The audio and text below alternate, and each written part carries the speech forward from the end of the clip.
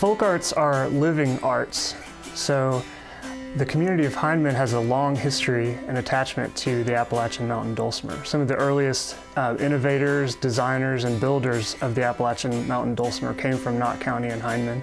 Hindman is known worldwide for the Hindman Dulcimer, and we have kind of reminded folks in this community that the Dulcimer is rooted here and that they've got that history.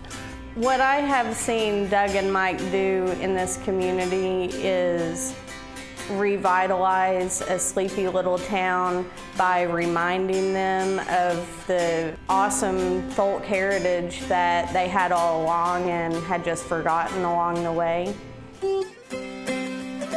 The Hindman Dulcimer project came from Mike and I doing early research work when I started down here about 4 years ago. We were researching the work of Uncle Ed Thomas, who lived right here in Knott County and made dulcimers, and his work really informed the mountain dulcimer as we know it today. The project very much has evolved since we started. It's taken on a life of its own. We were interested in doing sort of this one small thing, and then we realized it could grow into a festival, and last year we built a museum.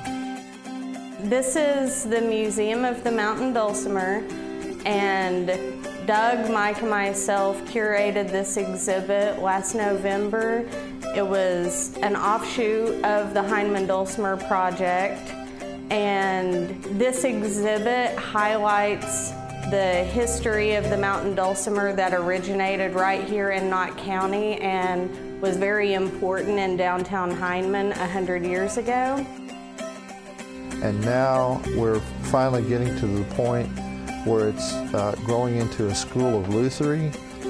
We teach people to make stringed musical instruments, and we've had, I don't know how many apprentices come through over the 4 years that we've been here, making all kinds of instruments for themselves or family gifts. Some of them have made a few to sell. The apprenticeship model that Doug and Mike exemplify down at the lutherie has been replicated throughout the community. They've accepted many apprentices into the lutherie program, and the people that have been helped in the community is staggering. And we're going to be making more and more instruments as we have more and more instrument makers. So it's snowballed, really, in a way. It's not been a rocket fast snowball, but it definitely has expanded. Doug and Mike are the real deal, and their efforts are revitalizing the craft of traditional instrument making in Eastern Kentucky. And it really gives people in this area a sense of pride in their local folk traditions. Doug Naselrode and Mike Sloan embody that living tradition. I would like to think that because of our work, everyone's happy with the dulcimer, and we're pretty grateful about that. We're very excited about what we're looking at in the near future.